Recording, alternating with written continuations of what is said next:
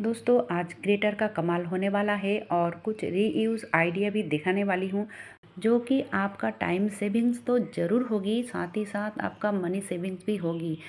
ये सब कुछ जानने के लिए आपको पूरा वीडियो का साथ रहना होगा। चलिए दोस्तों वीडियो को शुरू करते हैं। हेलो दोस्तों, वेलकम बैक। मेरे चैनल पे आप सबका बहुत बहुत स्वागत है। तो पहली टिप्स होगी इस मछली को लेकर। ये बड़ा वाला जो बगैर मछली होती है ना, वही है। तो इसको जो नई गृहिणी है समझ नहीं पाते हैं कि इसको कैसे धोना चाहिए या फिर इसको कैसे फ्राई करना चाहिए या नहीं करना चाहिए। तो दोस्तों मैं कहूँगी ये जो ऊपर वाली पार्ट है ना, तो उसको अगर आप थोड़ा चिकना करना चाहते हो तो आप इस ग्रेटर की मदद ले सकते हो।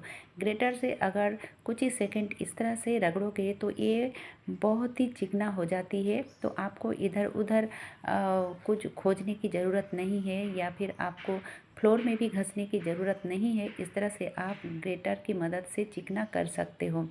अब चलिए इसको तो मैंने धो लिया है। अब देखिए इसको भूनना कैसा है, ठीक है।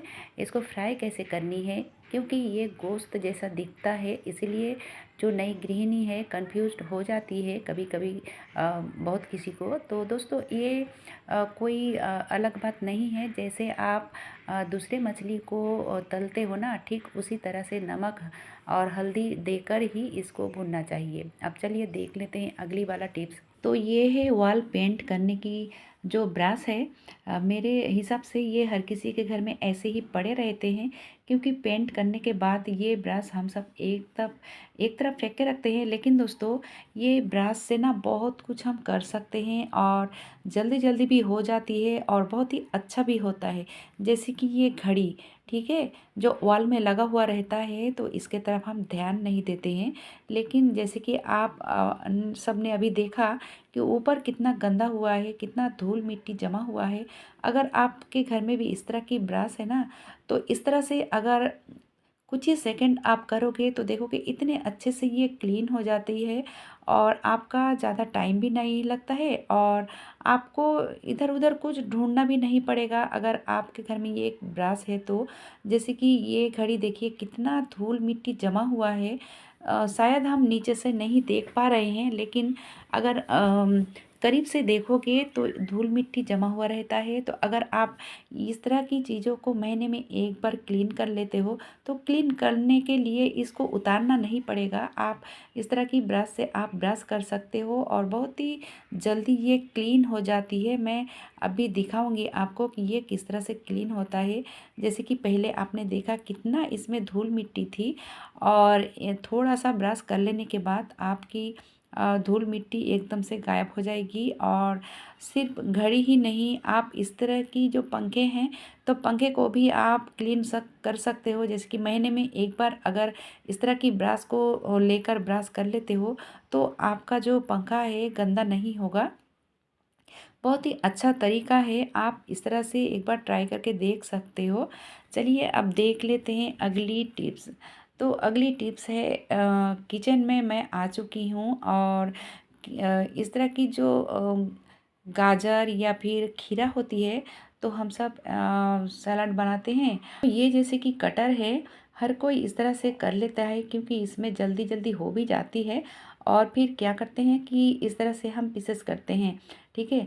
अगर इसको थोड़ा सा अलग कर लोगे ना तो इसका जो लुक है, यानी कि सलाद की जो लुक है, एकदम से अलग दिखेगा। कि जो दोनों साइड कांटा जैसा होती है ना, तो उसी तरफ से इस तरह से अगर आप करते हो कुछ इस तरह से, शायद आप नहीं देख पा रहे होंगे, यानी कि कैमरा में अच्छे से नहीं आता होगा।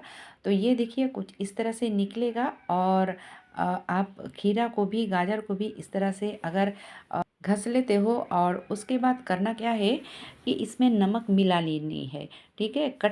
यानी कि कट करने से पहले आपको नमक मिला लेनी है। आप देखिए जिस तरह से हम कट करते हैं, इस तरह से स्लाइस करके जब हम कट करते हैं ना, तो उसी तरह से ही कट करना है। तो जिस तरह से मैंने किया, इस तरह से अगर करते हो तो एकदम से अलग दिखेगा, इसका लुक बहुत ही सुंदर दिखता है। तो ये जो टिप्स है मैं इसीलिए शेयर किया है ताकि जो नई नई गृहिणी है उन सबको भी पता चले और कट करने के बाद अगर आप इस तरह से थोड़ा सा आप रख देते हो कुछ अलग तरीके से, तो और भी अच्छा लुक आता है। और ये जो टमाटर है उसको मैंने फूलों जैसा शेप दिया है, और बीचों बीच एक मिर्च को यानी कि जो हरी मिर्च है उसमें इस तरह से रख दिया है, और प्याज को भी इस तरह से रख दिया है। ठीक है, देखने में बहुत ही अच्छा लग रहा है, आप इस तरह से कर सकते हो। चलिए अब देख लेते हैं ये जो दिया वाला क्या टिप्स है।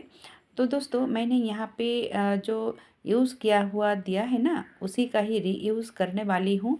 तो सबसे पहले करना क्या है कि मैंने जो इसमें बाती था उसको निकाल लिया है। अब थोड़ा सा डिटर्जेंट यानी कि चुटकी भर डिटर्जेंट डाल दिया है, और उसके ऊपर थोड़ा सा गर्म पानी डाला।